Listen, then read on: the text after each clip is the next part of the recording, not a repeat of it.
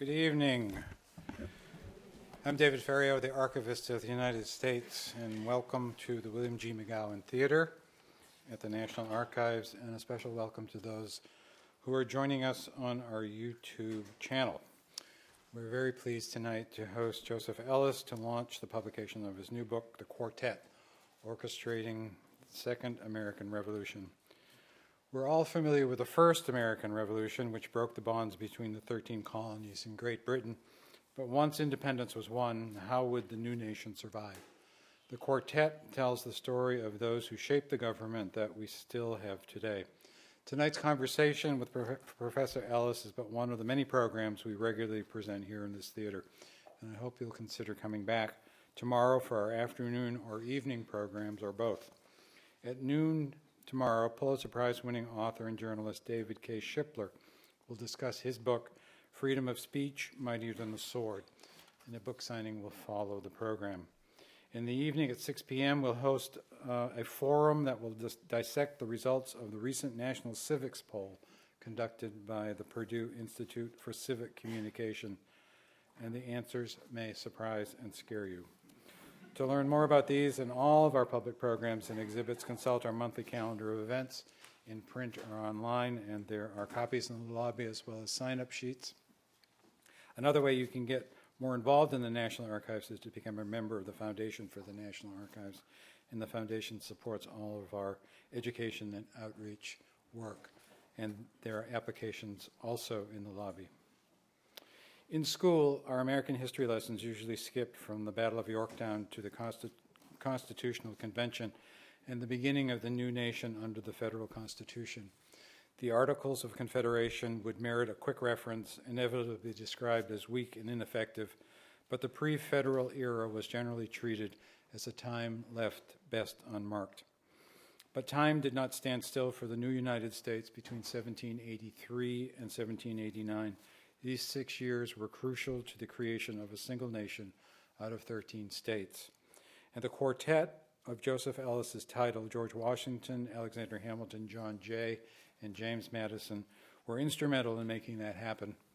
As reviewer Matthew Simpson writes, Ellis shows the extraordinary capacity of these four leaders to understand the events, discuss them dispassionately, explain them to the American people, reach compromise, rise above pettiness and sacrifice, personal wealth, power, and popularity for the long-term public good. Given the rarity of these qualities today, Ellis's book is a compelling reminder of the political virtues that created the American Republic. A great way to learn more about the quartet is to read their original records through Founders Online, our website, founders.archives.gov, made possible through our National Historical Publications and Records Commission. Joseph Ellis is one of the nation's leading scholars of American history. The author of 8 books, Ellis received the Pulitzer Prize for Founding Brothers, The Revolutionary Generation, and won the National Book Award for American Sphinx, a biography of Thomas Jefferson. His in-depth chronicle of the life of our first president, His Excellency George Washington, was a New York Times bestseller. Ellis's last book, Revolutionary Summer, The Birth of American Independence, was a national bestseller also. His essays and book reviews appear regularly in national publications, and his commentaries have been featured on CBS, C-SPAN, CNN, and the PBS NewsHour. He's appeared in several documentaries on early America, including John and Abigail Adams for PBS's The American Experience, and a History Channel documentary on George Washington. Ellis currently teaches at the Commonwealth Honors College at the University of Massachusetts at Amherst. He previously taught at Mount Holyoke College and at the United States Military Academy at West Point. Ladies and gentlemen, please welcome Joseph Ellis.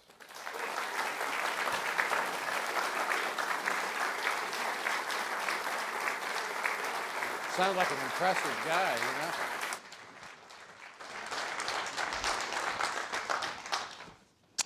Thank you for that. Oh, wow, good audience. Thank you for that overly gracious introduction. It's a good place for me to start talking about this book that I've written, because we're in the facility that houses the two seminal documents of American history, the Declaration of Independence and the Constitution.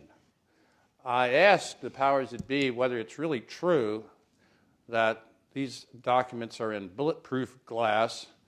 If you watch people going by them, they're speaking the words to themselves, much like these were pieces of scripture, and that in the evening they're lowered beneath the surface into a deep cavern or safe where they will be secure even if a nuclear device strikes the city or the District of Columbia and everybody is completely annihilated. The two documents will have survived. Now, I've been told it's not really any longer possible to talk about this because there are new security arrangements in, I'm sure, after 9/11. But something like that used to be the case. These are sacred documents. And one is about how we win independence, and the key document there is the Declaration. And the other is about how we declare nationhood, which is, of course, the Constitution. And there's a kind of dead zone between these two documents. Maybe a black hole is a better word to put it, but somehow, okay, we win the war, we get independence, and then, well, abracadabra, we get to be a nation. That is really wrong. And let me try to begin to probe why it's wrong and move along to say why we need to have a different story to tell if we were going to understand how America became a single people and a nation. I don't know whether the story I'm trying to tell and told in this book is new wine in old bottles, or old wine in new bottles, or maybe it's well-chilled Chardonnay in a wonderful glass of its own. I don't know. But partly because the profession of American history is off pursuing other kinds of quarry. They are mostly interested in the inarticulate and the periphery, mainly women, African Americans, and Native Americans. That I'm a bit of a throwback or a relic because I specialize in dead white males. And my major interest is to understand how at the founding the values and institutions that became the American Republic were created, because it's the oldest enduring republic in world history, and we're still living under the rules and laws that they made. So, question. This is an honest-to-heavens question. What's the most famous speech in American history? Second Inaugural is a good choice. I'd like it. I think it's the best speech, but it's not the most famous, I would think. It's got to be the Getty. You could say the I Have a Dream speech, I think. That would make, for the younger generation, to some extent, that's maybe more resonant. But the first clause in the first sentence of the most famous speech in American history is historically incorrect. And I found this out because I had to judge a contest, an oratorical contest in Putney, Vermont, in a middle school where my son was teaching, and all 28 boys, all of them extremely dyslexic, had to recite the Gettysburg Address. And halfway through, I realized Lincoln was wrong. Now, there are reasons why he's wrong. What's the first clause? 77 years ago, our fathers brought forth on this continent a new nation. No, they didn't. They brought forth a confederation of sovereign states provisionally united to win the war and then go their separate ways, which is precisely what they did. Why does Lincoln want to claim that how much is a score? 20. What's 4 times 20? Plus 7? 1863 minus 87 is 1776. The latter part of the sentence will make it absolutely clear. 70 years ago, our fathers conceived in liberty and dedicated to the proposition that all men are created equal. Jefferson's words. So that's got to be 1776. Lincoln says we were a nation in 1776. Why in 1863 does Lincoln have to make that argument in order to justify the Civil War? He has to be able to argue the Union preceded the existence of the states. If he doesn't argue that, the Confederacy's argument that they can secede from the Union because they pre-exist the Union is more constitutionally correct. And guess what? It was. So we can forgive him this blunder for reasons that are, bending history here served a larger purpose, to rally support behind the Union at a time when all those dead were mounting up to what became 632,000. Okay. If you think about it, there's no way we could have become a nation in 1776 and didn't wish to be a nation. The resolution for independence, voted on July 2nd, 1776, put forward by the Virginia delegation, written by Richard Henry Lee, reads as follows. These colonies are and have every right to be independent states. The colonies revolted as states, not as a nation. And if you think back, what were the arguments between 1765 and 1775 that the colonists were making against Great Britain? You can't tax us, and you cannot, now by 1772, you can't legislate at all for us. That right belongs to the state legislatures. If you think about it in another way, this is almost a psychological way. The typical American in 1770s, 80s is born, lives out his or her life, and dies within a 30-mile radius. And I know this is big. They don't have cell phones. Distance makes a real difference. And people simply did not acknowledge the legitimacy of any source of political authority far removed from them geographically. And so the argument was, Parliament can't possibly represent us because they're way over there. By the way, we don't have any representatives in Parliament either. As a result, when they come to founding a government, it's not really a government. The Articles of Confederation were passed in 1777. It took 4 years to get ratified because there was this little thing called the War of Independence going on, and it was difficult to make this happen. But so passed in 77, ratified in 1781. The Articles of Confederation locate sovereignty in the individual states. There are very few powers given to the central government. Postal office, currency, but each state can print its own currency too. The last thing they want is to create a central government that has power over them, because that's what they think they're getting away from. The only thing the Americans have in common before the Revolution is membership in the British Empire.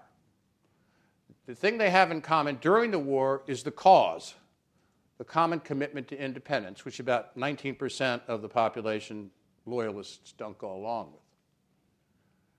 Once the war ends, what is there to hold them together? Nothing. And they start to drift. Let me give you an example. I don't want to go too long because I want to stay within 40 minutes and have some questions. Cornwallis gets himself onto the peninsula, the Tidewater Peninsula, and it's like a perfect storm, benevolent perfect storm for us. The French fleet happens to come up from the Caribbean just at that moment. They got him pinned, but then Washington and Rochambeau, the French general, have to get down from New York to Virginia, right? And trap him. And they know this is going to happen, and it's going to be the culminating battle in the war, Yorktown. They don't have any money to get the troops down. Nobody in the States has paid their levy for the Army. It's voluntary. Robert Morris, superintendent of finance, sits down and writes a check, a personal check for $683,000. And they go. It happens at the end of the war. It happens when the Peace of Paris or Treaty of Paris is paid. The troops haven't been paid for 2 years. They don't have uniforms. The Southern Army under Greene is wearing loincloths. And the pensions they've been promised are not going to happen. The Continental Army is the embodiment of a national army. That's for it's hated. They leave without pensions. They're beggars when they go home. It's a disgrace. Morris says, this is a disgrace. I'm going to write another check for $572,000, and everybody's going to get $50. That's how bad it was, though, and those are individual examples of the fact that people's allegiance was not to any central authority, but to their local and state governments. And anything more than that was beyond their ken. Later on in the ratifying convention in Virginia, Patrick Henry says, why would we want to sign this document? Suppose this government is created and the government votes taxes, and the 2 senators from Virginia and the number of representatives all vote against it. Then we're taxed without our consent. The people from Massachusetts, for him, are like a foreign country. They're not fellow Americans. A national ethos does not exist. Where is history headed in the 1780s?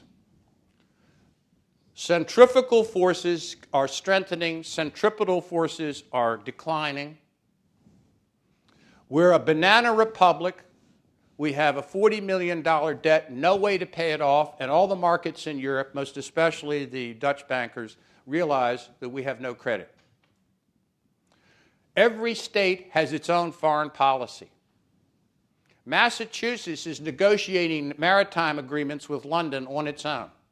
New York is charging tariffs against Delaware, New Jersey, and Connecticut and Rhode Island. New York likes it this way. This is one of the reasons New York's going to vote against the Constitution.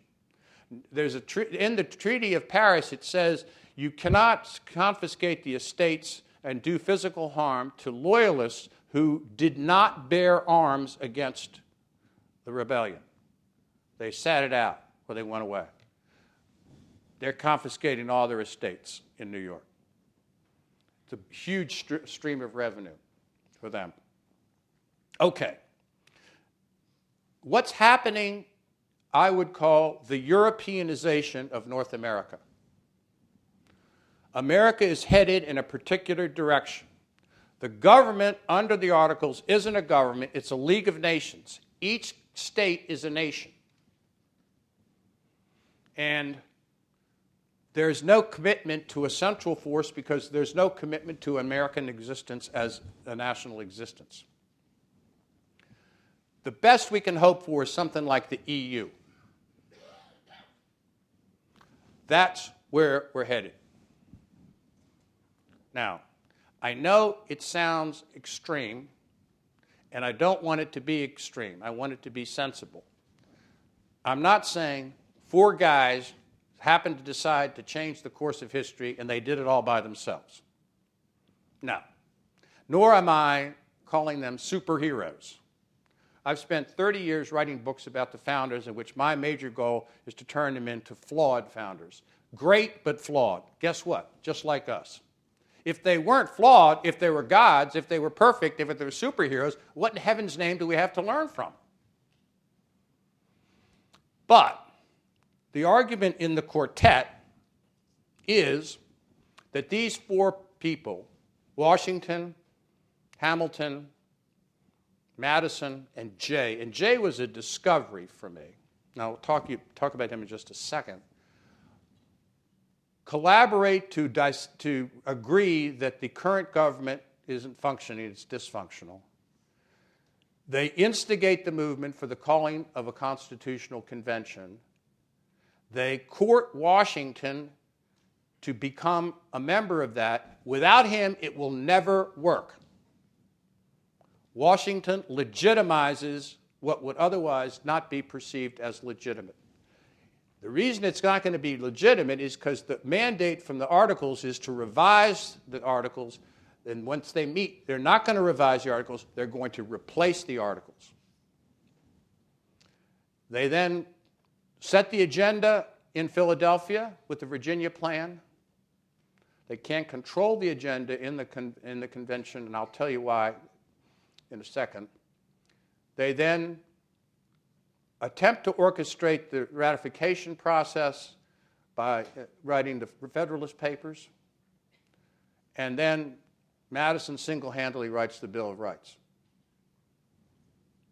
That's a lot, okay? There are lots of other actors in this story, but these are the leaders.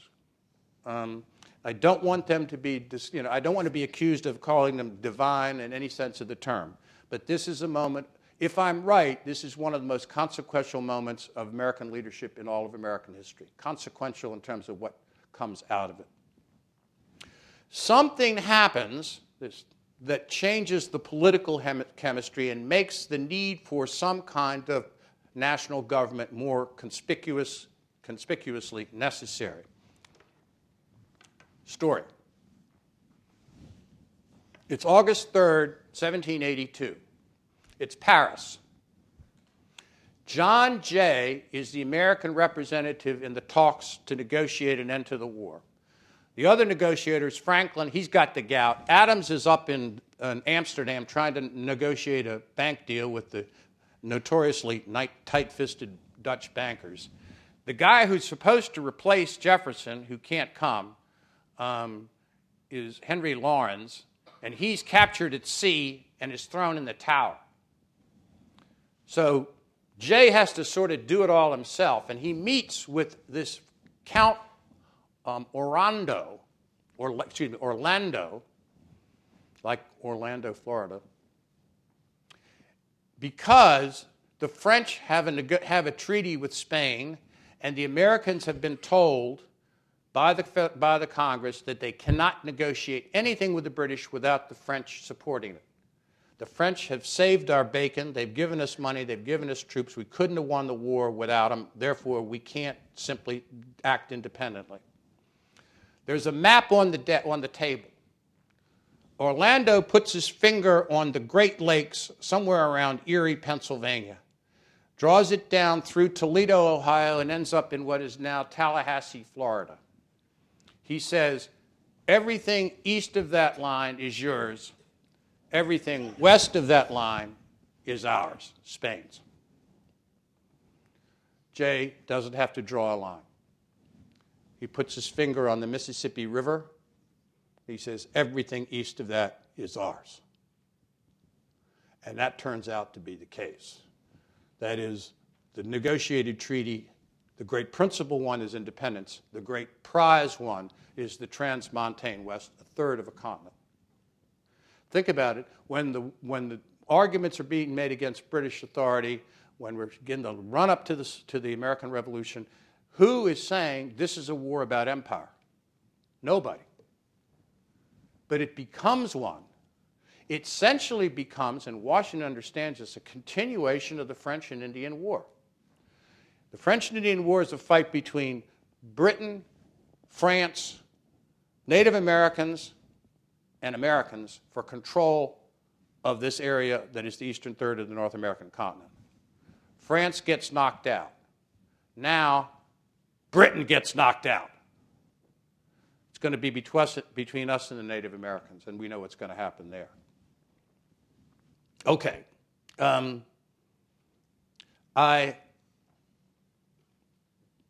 want to try to talk briefly about the way in which, as a historian, you can attempt to not, well, I'll put it the other way. When you're trained as a historian, you're trained to be enormously committed to the research process and to assemble enormous amounts of evidence. And you can imagine, if you're trying to write about something as famous as the Constitution or the ratification process, how much material, primary and secondary, there is. Though the documents that were mentioned at the start, the founding era documents, are the single most important primary source. My old mentor at Yale, God rest his soul, Ed Morgan, took me aside when I was starting my dissertation, and he said, when you construct a building, you put up scaffolding. When you take the building down, you remove the scaffolding. Many books of history are all scaffolding and no building. We don't do that. That was like the voice of God to me. And therefore, I had to try to find a way to tell this story about both the convention and the ratification process in a way that was true to the facts but didn't allow the story itself to be lost in the underbrush. And I had to try to figure out ways in which, what patterns existed. I'll take the ratification process first because it's more simple to tell you, even though it's complicated. Between November of 1787 and June, July of 88, 12 states have ratifying conventions. 1,648 delegates meet, and eventually the Constitution is ratified.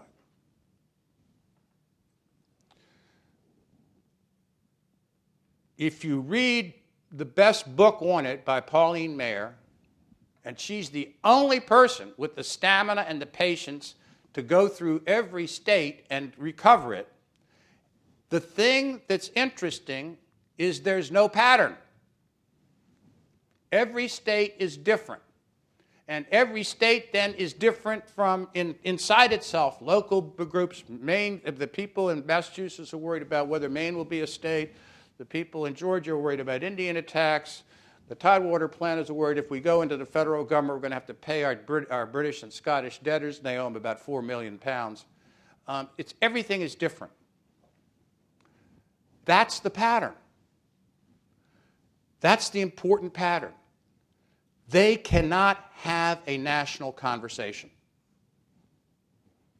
America is incapable of having a national conversation. Their allegiances, their frameworks remain embedded in local and state-based borders.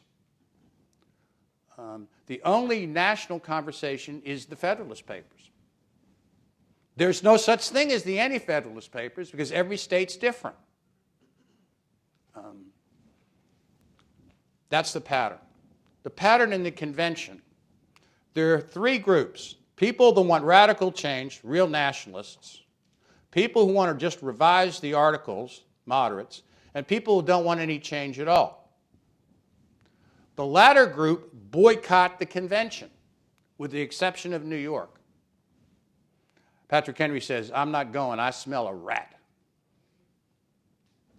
That means it's going to be a fight between the radicals and the moderates, those that want to significantly, not just revise, but replace the articles, and those who wish to merely revise them. The first group gets the advantage at the beginning because of Madison, and he writes the Virginia Plan, which becomes the agenda for the convention. They seize the initiative.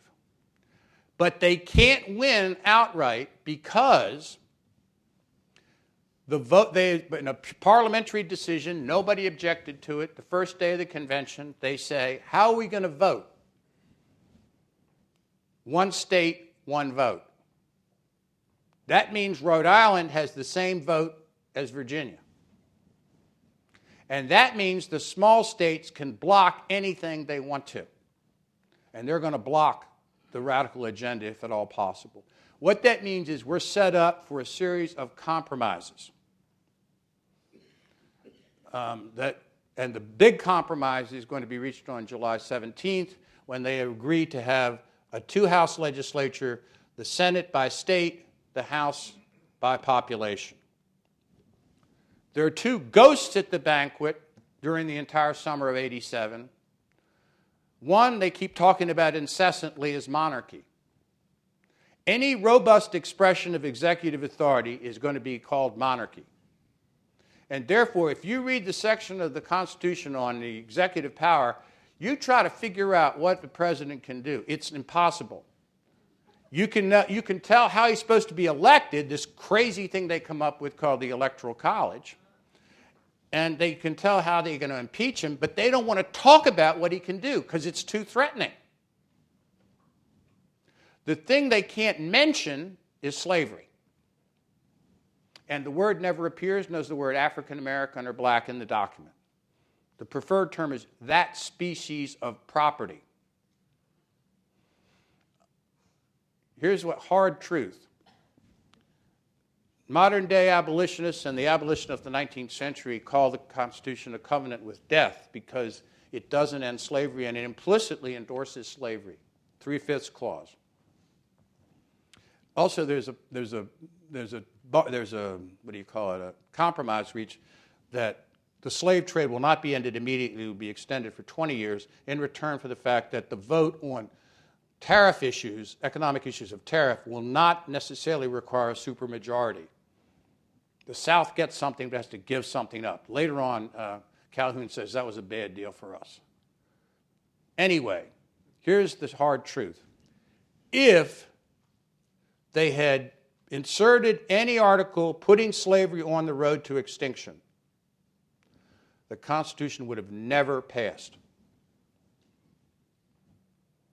And if by some miracle it passed, it would have never been ratified.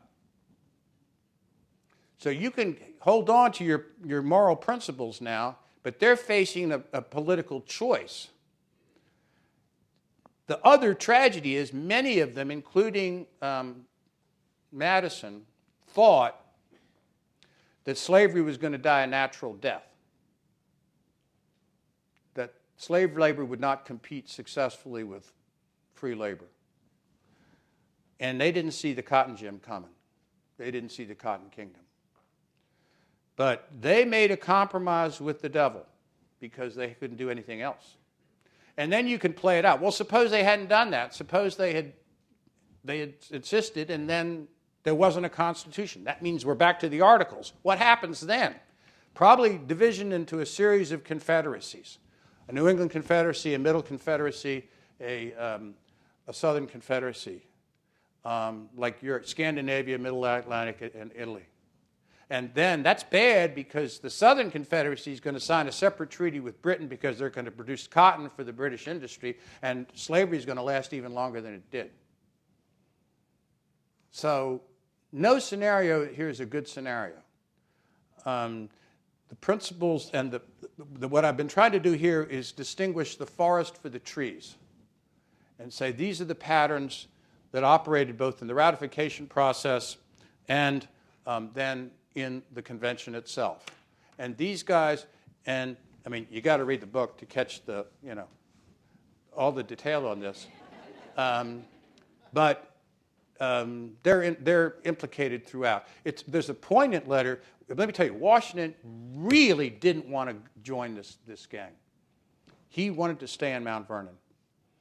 And part of it was he had said he was retiring forever. And Cincinnatus, he became Cincinnatus, the soldier that retires. Cincinnatus cannot come back. And there's a letter to Lafayette, 1784, last time he sees Lafayette, and after he's just left, he says, this is probably the last time we'll have seen each other. He says, I feel myself sliding down the stream of life, climbing for 52 years. I'm of good constitution, but of poor, he means genes. Like nobody in the Washington line for 5 generations ever lasted past their 50s. They all die earlier. And he says, I will soon be entering the dark mansion of my ancestors, but I shall not regret. I have had my day. He doesn't want to go back. He wants to die at Mount Vernon, and he doesn't think he's going to live very long. But they get him. He's the great prize. He makes it legitimate. He doesn't say a single thing at the convention until the last day when he says, by the way, instead of 40,000, make it 30,000 in terms of the size of a congressional district. Immediately, they say, oh, that's not like radio. And,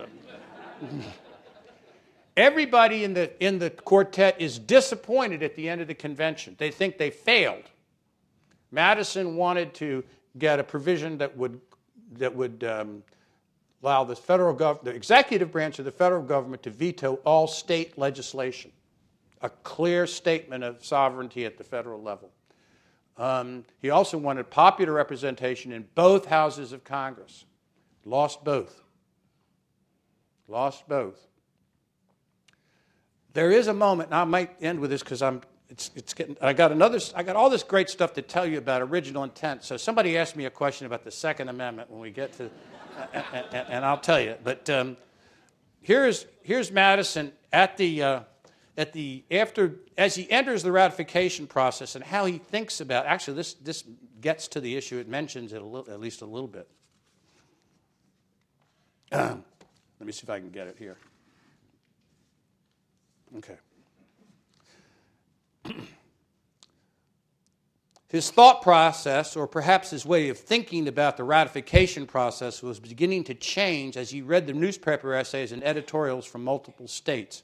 It gradually dawned on him that if he had gotten what he wanted at the Philadelphia Convention, the prospects for the ratification of the Constitution would have been remote in the extreme. In a long and quite extraordinary letter to Jefferson, the fullest and clearest exposition of what the Constitutional Convention had achieved that Madison ever wrote, he described the hybrid creature that the Constitution had created as part confederation, part nation. The delegates had willy-nilly, he said, managed to draw a line of demarcation which would give to the general government every power requisite for general purposes, and to leave to the states every power which might be most beneficial to them. This sounds great. Left unsaid was that no one knew where that line existed or what general purposes meant. Although it would take Madison several months to develop the full implications of this evolving idea, its outlines were already pretty clear in this letter to Jefferson. The key insight might be called the beauty of ambiguity. Madison had misguidedly, he now realized, pushed for an unambiguous resolution of the sovereignty question during the convention. Now it was becoming clear to him that the great achievement of the convention, and of the Constitution as well, was to embrace the inconvenient truth that there was no consensus on the sovereignty question, either in the convention or in the country itself. So what they had created, albeit out of necessity rather than choice, was a political framework that deliberately blurred the sovereignty question and essentially said, well, if you think sovereignty's there, that's okay. If you think sovereignty's there, that's okay. Most of them, by the way, at the time, thought that each branch of the government should decide the meaning of the Constitution for itself. They didn't think, the one thing they didn't want the Supreme Court to be was supreme. In the long run, and this was probably Madison's most creative insight, the multiple ambiguities embedded in the Constitution made it an inherently living document. For it was designed not to offer clear answers to the sovereignty question, or for that matter, to the scope of executive or judicial authority, but instead to provide a political arena in which arguments about those contested issues could continue in a deliberative fashion. The Constitution was intended less to resolve arguments than to make argument itself the solution. For judicial devotees of originalism or original intent, this should be a disarming insight. I hope Scalia is out there in the audience. Since it made the Constitution the foundation for an ever-shifting political dialogue that, like history itself, was an argument about end. Madison's original intention was to make all original intentions infinitely negotiable in the future. I'm going to end there, and thank you for listening.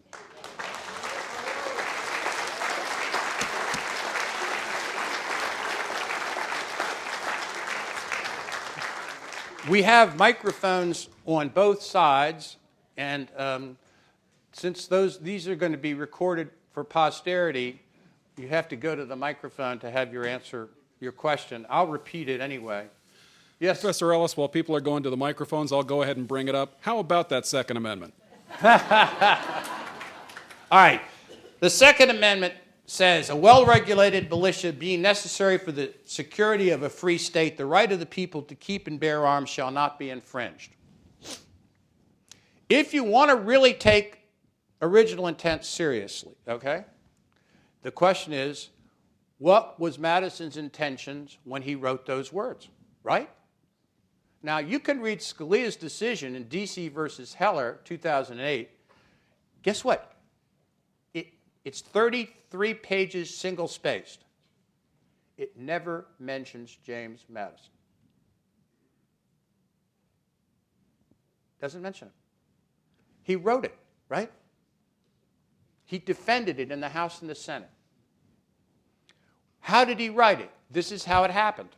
Madison didn't really believe in the Bill of Rights. He didn't think the Constitution needed a Bill of Rights.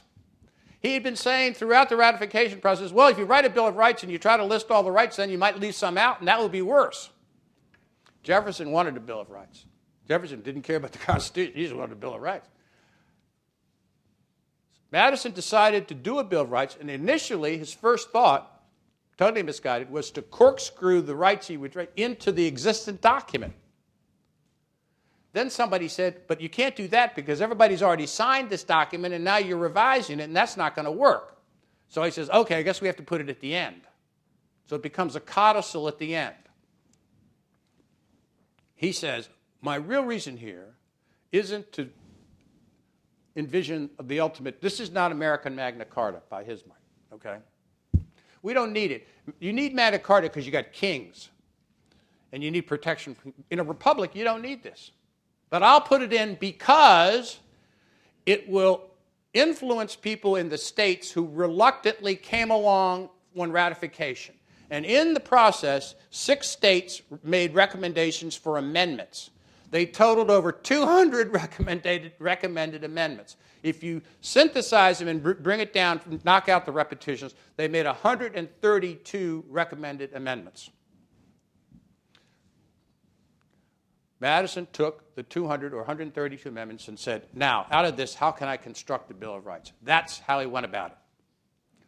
How many of the 132 had anything to do with the right to bear arms? How many had to do with the fear of a standing army? 6. That's what he's responding to. He's responding to the fear the states have of a standing army and thereby insisting that there be a militia that is responsible for national defense rather than any kind of professional army. That's what the thinking is that went into the Second Amendment, okay? D.C. versus Heller is one of the worst decisions in American constitutional history. There are 3 bad decisions in American constitutional history, and 2 of them, well, no. 3 really bad ones. The worst one in American history is Dred Scott, right? 1857. That's the worst. The second worst is Citizens United. And the third worst is D.C. versus Heller, because it allows people in the National Rifle Association who already believe this to believe they really have a constitutional right to bring a gun into a bar and whatever they want to do.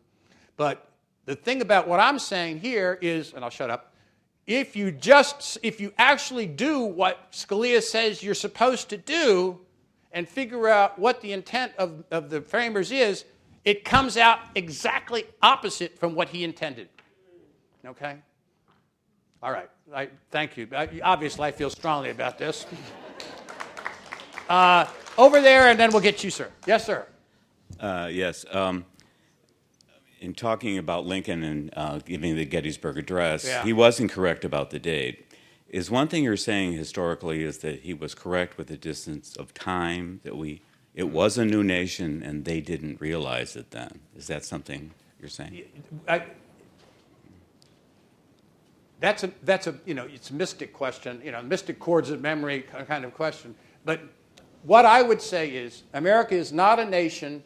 It begins to be a nation after the War of 1812. It doesn't become a full nation until after the Civil War. And that was It is the Civil War that destroys the states' rights argument completely. It's no constitutional argument that's going to end it. And that we are not fully a nation until 1865.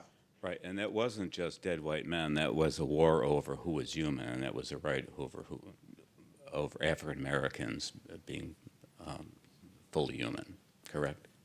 Say again. I think I agree with. In other words, the idea is, you say you're a historian of dead white men in the Constitution, but it wasn't fully realized what it meant to be an independent country until we had a war, and the war, at least one of the causes, was over who was a human. And those included not white men. Well, yeah, but did Jefferson, in the language he used, intend to make blacks human? Yeah, he did, but he didn't intend to make them equal. But Jefferson believed they're biologically unequal. Did the men fighting on the Union side at Gettysburg intend to make them equal? Some of them did, and some of them didn't.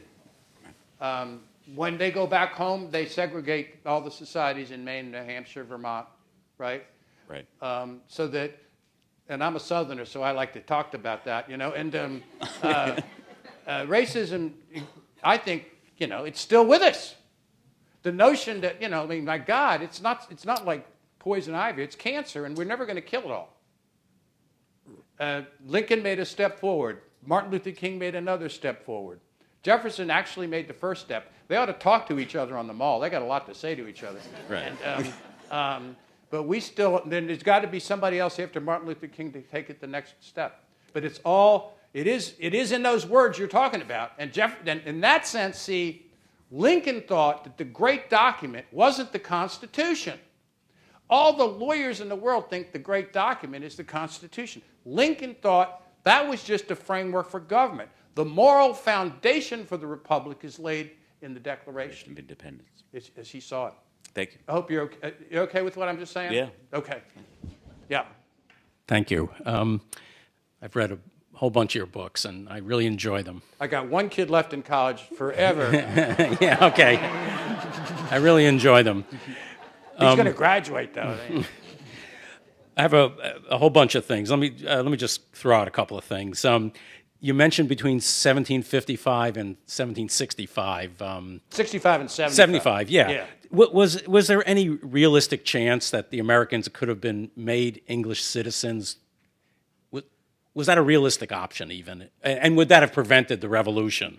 Okay, that's a good question. Was the American Revolution avoidable? Yeah, but Britain, in fact, the fact that it happened is the biggest blunder in the history of British statecraft.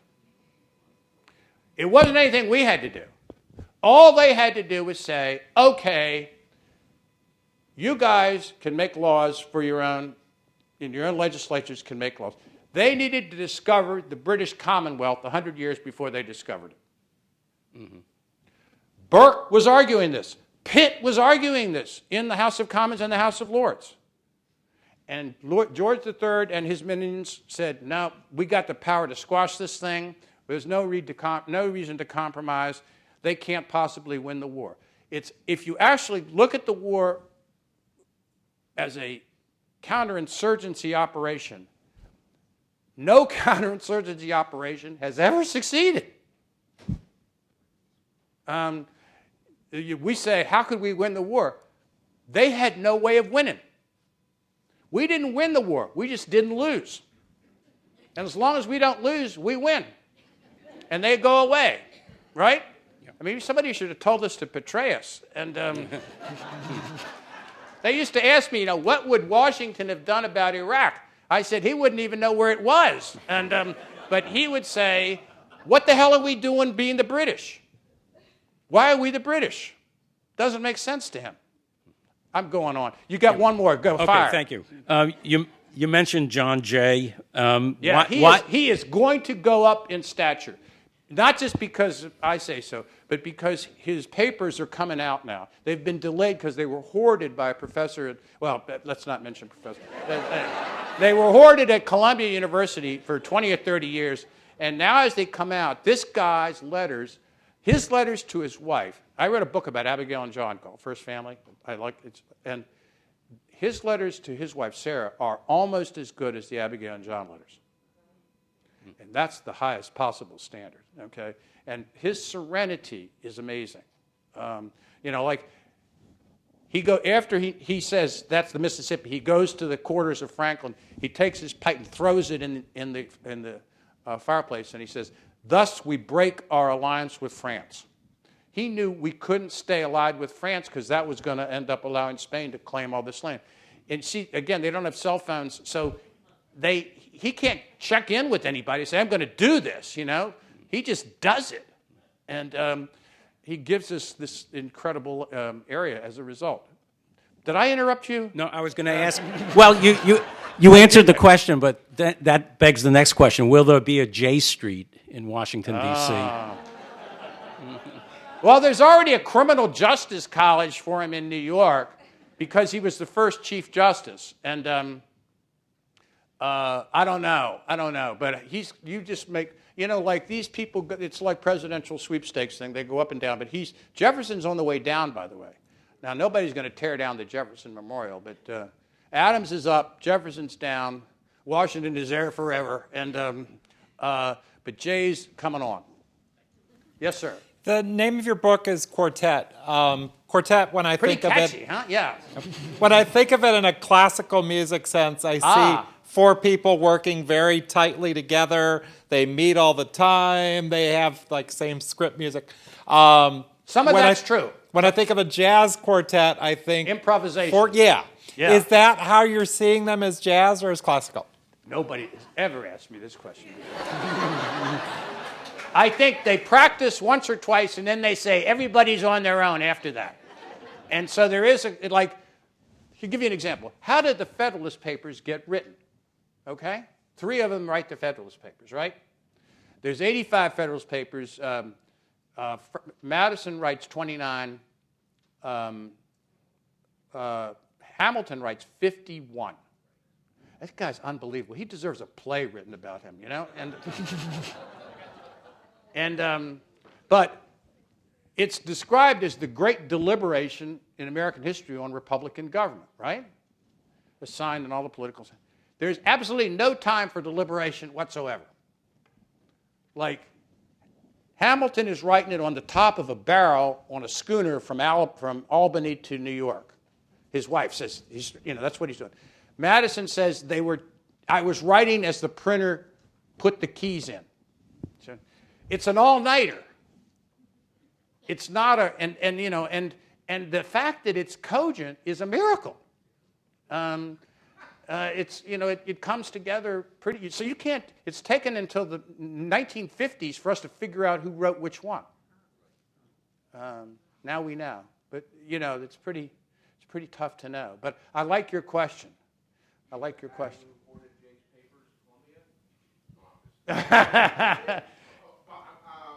Electoral College. Yeah. It and the juries are the only 2 places in the Constitution where they thought this decision is so important to the general people need to make the decision. And you don't see, isn't the Electoral College brilliant? I've only been to 8 of them in 8 states. I would have preferred a parliamentary government. And the first proposal in the Virginia plan would have been a parliamentary government. The president was elected by the national legislature. They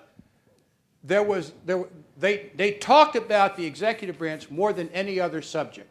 They kept going at it and going away, coming back, going away, because they didn't agree and they were scared of any robust expression of authority.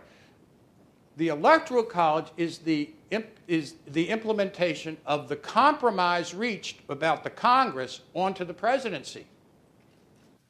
Meaning, southern states are going to have extra electoral votes here. because they're going to count slaves as 3/5. Jefferson would have never been elected president if it weren't for that. The Electoral College gives the South a huge advantage, or not a huge advantage, but gives it an advantage. It also, I mean, in modern day parlance, I mean, like, why is it like, we're going to turn on TV and there's only going to be like 5 states that are going to be given enormous attention because the rest are already decided. And I think that's misguided. I wish we could go to a popular vote. That was a proposal. You know why they didn't adopt it? Because there was no way to record it. I mean, how do you have an election amongst 5 million people in which they're separated and you can't count them? Well, Now we can count them, so let's go back and let's do popular vote. Well, similarly, mathematically, your arguments would be for the NBA Finals or the World Series being decided by the number of runs or points, not 7 games. Listen, I'm a real expert on the NBA, so you're not going to get me on this, okay? This is a false analogy. And It's a great analogy. And by the way, let me talk about Deflategate here. I really am. I'm from Massachusetts. This is a real crock of crap here that's going on. I thought you were from the South. I am, but I lived in. I've only been in Massachusetts for 42 years, so I've become a Patriots fan. But I'm from Virginia originally. Went to Gonzaga in D.C. Yeah. Sir. I've got so many questions, I don't know where to start. But in answer to what the gentleman said, I mean, not everybody could vote then. Women couldn't vote. People without property couldn't vote. Although the property qualification in the United States didn't knock out that many people because most people owned land, most white males. The property qualification in Britain limited the electorate to about 15%. Here, it eliminated in New England, for example, it was like 60%. My question to you is like, we've all grown up in a system where the Supreme Court comes to a decision which becomes not an opinion, but a decision. And initially, the Supreme Court was a body that was used by the House of Representatives to form law, because these were experts in the law. And could you say a little bit? I'm not sure about that. No. I mean, I think what I'd say is that if you are honest historically, there is a need to believe that somewhere in the government there is this one place where wisdom overcomes all form of partisanship. And so there is a need to sanctify the judiciary. That's one of the reasons they didn't want to be televised. You can see how stupid some of those guys are. And, really. The truth is, the Supreme Court, from the time it existed, has always been a political body. It's always been shaped by the partisan values of the people on it. And if it's like John Marshall, I happen to agree with the partisanship. If it's like Scalia, I think, or Roberts, then I'm on the other camp. But the illusion is, like the Roberts thing, like I just call balls and strikes. I don't decide on the strike zone. Bullshit, Give me a break, I stopped believing in that when I stopped believing in the Easter Bunny, okay? And, excuse me, sir, have I upset you? Oh, okay, all right. All right, last one here, we got to go. All right. First of all, did you fail all those kids at Putney? No, I did all A's. All right. I mean, well, you didn't pass them. You picked the winner. Yeah. Okay. Yeah.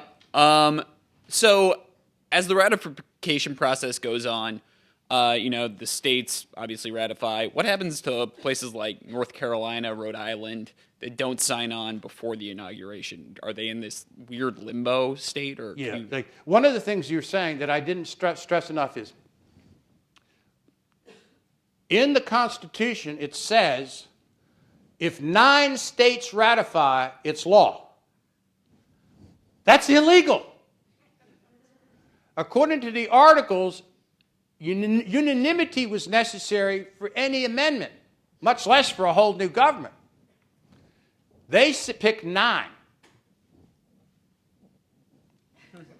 And the whole game in ratification is get to 9.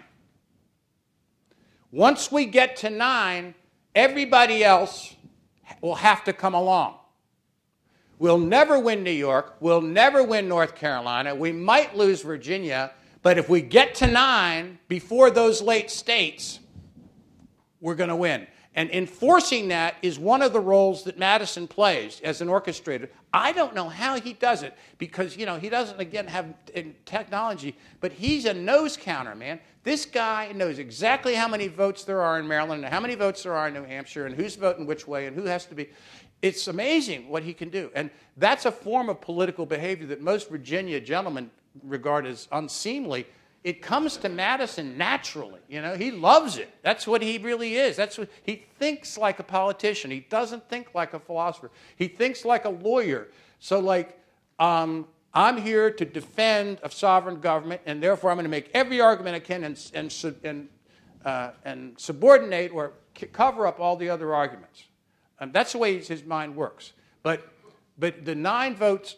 How did I get to this? What was the question you asked? There was the ratification process in South Carolina and New York. New York was 2-1 against it. And what Hamilton did, the biggest contribution Hamilton made in New York, he's part of the debate. Jay and Hamilton are part of the debate. And their game is to delay.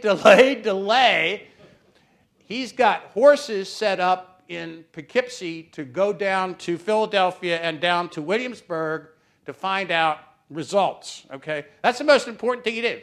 And so, Virginia ratified. Okay, we can shut up now because that's it. And it turns out New Hampshire, they didn't even know this, had already ratified. That was the 9th. Virginia was the 10th. And once that happens, in New York, the Clinton people say, we're going to fight this. Later on, Henry says, we're going to fight it too. And they start a second convention movement. This is one of the reasons that Madison writes the Bill of Rights, to kill this, okay? The second convention is going to kill the Constitution, and he knows that. And so, but Rhode Island, like Washington says, I'm going to visit all the states while I'm president. Like Obama has just done. He only has 13 to go. Later, it's going to be more than that because of Vermont. But he bypasses Rhode Island because Rhode Island hasn't ratified, and then he has to make a separate trip to go to Rhode Island. They suffer nothing. In other words, there's no political prejudice against them. I think there's a little bit of political prejudice against New York, but it's less because of their tardiness on this issue than because they really got a lot of Tories there. And they were under British control throughout the war. New York takes a lot of shit. Excuse me, yes. I want to thank you for coming. I hope that I've interested you in a way of understanding how we moved from the Declaration to the Constitution. It's actually an interesting story. It is a top-down story and not a bottom-up story. And I know that the profession and any democratic culture tends to privilege bottom-up. And the revolution as a story can be told bottom-up. There's truth to that. This one, no. This was not a popular movement. It came about, and unless you're prepared to make the case that we'd have been better off without a constitution, which seems to me to be a pretty hard case to make, it was a benevolent coup d'etat. Thank you very much.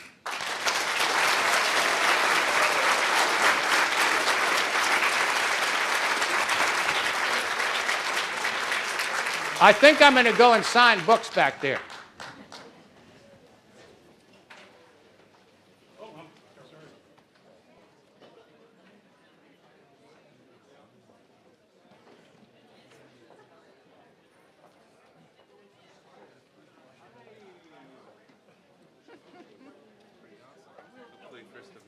Isn't it something?